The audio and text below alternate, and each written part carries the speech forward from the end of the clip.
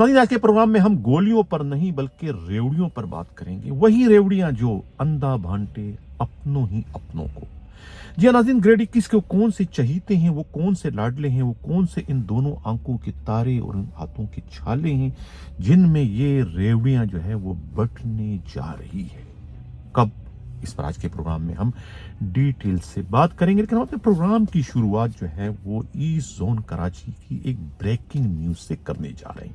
एक ऐसी breaking news जो कि वाकई अनहोनी है, वाकई अजीब है, वाकई गरीब है।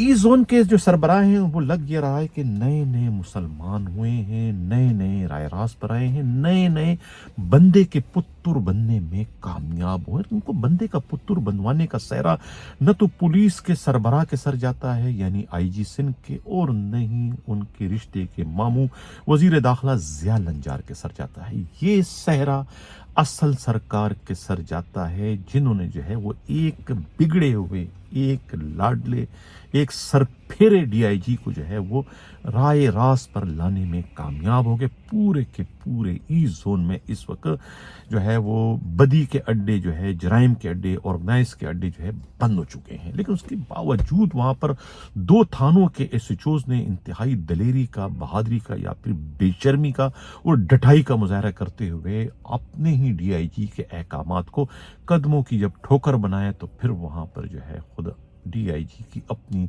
तश्कील करदा टास्क फोर्स जिसके सरबराह एएसपी जमशेद क्वार्टर है, उन्होंने जो है वो छापे मारे मलिर सिटी थाने के हदूद में और खोखरा पार्क के हदूद में, और वहां से गुटखा, मावा, मंशियात और दूसरे जो ऑर्गेनाइज जराइम के अड्डे हैं वहां से बहुत कुछ बरामद करके मुलजमों को भी गिरफ्तार कर लिया और उनको सबको पुलिस के हवाले कर दिया और एसएचओ को ताकीद की कि इन पर जो है मुकदमा दर्ज किए जाएं। कहा यह जा रहा है कि एएसपी जो है वो इन दोनों एसएचओ से मुतालिक जो है वो रिपोर्ट डीआईजी को कल तक भिजवा देंगे।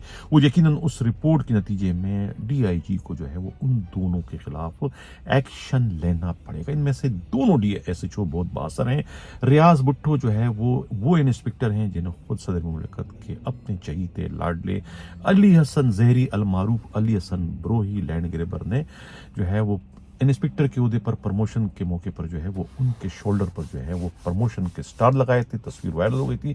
उस पर जो है वो उस वक्त के आईजी जो है वो चरागपा हो गए थे, मुश्तैल हो गए थे और उन्होंने इसको अपनी रेट को चैलेंज करार दिया और एक तरीके से पुलिस की नामूस को जो है वो खतरा करार देते हुए इंस्पेक्टर मौसूफ को जो है वो जबरी रिटायर कर दिया था। तो ये वो इंस्पेक्टर हैं। अब इन्होंने जो है वो अपने डीआईजी की रेट को चैलेंज किया और इस तरीके से जो है वो ऑर्गेनाइज अड्डे चलाते रहे। यही हाल जो है वो खुद खोखरा पार्क के एसएचओ कमर अब्बासी का है। उन्होंने भी जो है वो अपनी जो है वो डीआईजी के अहकामात की ऐसी की तैसी कर दी। तो ये तो थे ब्रेकिंग न्यूज़ खुद कराची के हवाले से, मलिर सिटी और खोखरा पार्क के हवाले से और वहाँ के डीआईजी और वहाँ के टास्क फोर्स के सरबराह के हवाले से। अब हम बात करेंगे गोलियों के बजाय जो है वो हम बात करेंगे रेवड़ियों की। गोलियों की मैंने बात क्यों की? क्योंकि 1-2 दिन पहले मैं एक प्रोग्राम कर चुका हूं खुद मुर्तजा सियाल के हवाले से, जो कि खुद वजीर दाखिला के हाथों के छाले, आंखों के तारे हैं। उनके पकड़े जाने की मैंने खबर ब्रेक की थी एक दिन, अगले दिन मैंने फिर खबर चलाई थी। इतलात ये मौसूल हुई थी कि जो गिरफ्तार नहीं हुए बल्कि वो तो अंदरून सिंध देखे गए हैं, किसी एसएसपी से उनका राब्ता भी हुआ है और मुलाकात भी हुई है। तो इसमें कोई दो राय नहीं है कि हो सकता है कि पकड़े ना गए हों, क्योंकि ये जो असल सरकार होती है वो किसी को गिरफ्तार नहीं करती है, किसी को चालान नहीं करती है, किसी के हाथों में हथकड़ियां नहीं लगाती हैं। ये बुलाती है, ये खुद बंदे के पुत्र बन जाते हैं, वहां आते हैं और अपना पेट खाली कर देते हैं। वो पेट खाली करवा देते हैं और उनसे सब कुछ उगलवा लेते हैं और उसके बाद जिनके लिए ये लोग काम करते हैं वो फिर उनकी जान जो है वो असल सरकार के पास आ जाती है और फिर असल सरकार जो है वो उनसे जो करवाना चाहती है वो करवाने में कामयाब हो जाती है। तो ये जो मुर्तजा सियाल जैसे लोग हैं और ये जो गोपांग जैसे लोग हैं, ये लोग जो है फिर वहाँ फैसिलिटेटर बन जाते हैं। तो इन्होंने जो कुछ कहना होता है वो कर चुके हैं। जाहिर है कि वो गए, वहाँ पर हाजिरी दी, मेहमान बने और उनके बाद उनको रिहा कर दिया। आना जाना उनका लगा रहता है। तो इसमें कोई ऐसे अचंभे की बात नहीं है। हमारी खबर जो है वो उतनी ही दुरुस्त है जितना कि सूरज का जो है वो मशरिक से निकलकर मगरिब में गुरूब हो जाना है। तो अब ये मैंने गोली की बात इसलिए कही थी। अब हम बात करते हैं रेवड़ियों पर। ये जो लिस्ट आप इस वक्त स्क्रीन पर देख रहे हैं नाज़रीन, ये उन्हीं लोगों की लिस्ट है ग्रेड 21 के अफसरों की जिनमें से चहीतों का, लाडलों का जो है वो इंतखाब होने जा रहा है। ये 36 ग्रेड 21 के अफसरों की लिस्ट है। इसमें आप देख सकते हैं नंबर 1 पर जो है वो जो है इनाम गनी है। एक ज़माने में बहुत ही चहीते लाडले थे, 2-2 ओहदे लेके घूम रहे थे। इमरान खान के दौर में जो है उनके प्रिंसिपल सेक्रेटरी के जो है ये बहुत ही करीब थे, इनाम गनी। अब इसके बाद जो है ये तो नहीं हो रहे हैं, ये तो मैं पहले से आपको इतला दे रहा हूँ। इसके अलावा दूसरे नंबर पे जो है मोहम्मद आमिर जुल्फ़िकार खान है, ये भी नहीं हो सकते हैं, ये भी रह जाएंगे। आसिफ सैफुल्लाह तीसरे नंबर पर है, और फिर मुजफ्फर अली शेख तो सिंध पुलिस के हैं, ये बेचारे भी नहीं हो सकते हैं। इसके अलावा जावेद अहमद डोगर का भी मुमकिन नहीं है। अहमद इसहाक जहांगीर का भी 50-50% का चांस है। 7वें नंबर पर फरत अली जुने जो है बिल्कुल बेदाग है, साफ सुथरे किरदार के मालिक हैं, इनके भी चांसेस हैं। इसके अलावा जो है खुद 8वें नंबर पर जो है वो अख्तर हयात के चांसेस बन सकते हैं। 9वें नंबर पर मोहम्मद साद अख्तर मुमकिन नहीं है, सलमान चौधरी के चांसेस बन सकते हैं। 11वें नंबर पर जो है वो IG सिंह हैं। चारों IG जो सिटिंग है इनके तो हो जाएंगे। वैकेंसियां सिर्फ 10 हैं, इनके हो जाएंगे जावेद आला मोडो के। इस तरीके से जो है ज़हीम इकबाल शेख मुमकिन नहीं है। और 13वां नंबर जो है वो सबसे ज़्यादा इंपॉर्टेंट अहमियत का हामिल जो है 13वां नंबर है, जो कि खुद इलेक्शन कमीशन ऑफ पाकिस्तान जो है इस वक्त उनके सगे भाई हैं। यानी कि हम बात कर रहे हैं मोहम्मद वासिल फ़खर सुल्तान, ये जो इस वक्त रेलवे IG हैं, ये बन जाएंगे ग्रेड 22 पे इनको प्रमोशन होने जा रहा है। बल्कि ग्रेड 22 का जो केक की तरह इनको जो है वो इनको जो है वो प्लेट में रख के इनके सामने पेश किया जा रहा है। ग्रेड 22 उनको मिलने जा रहा है।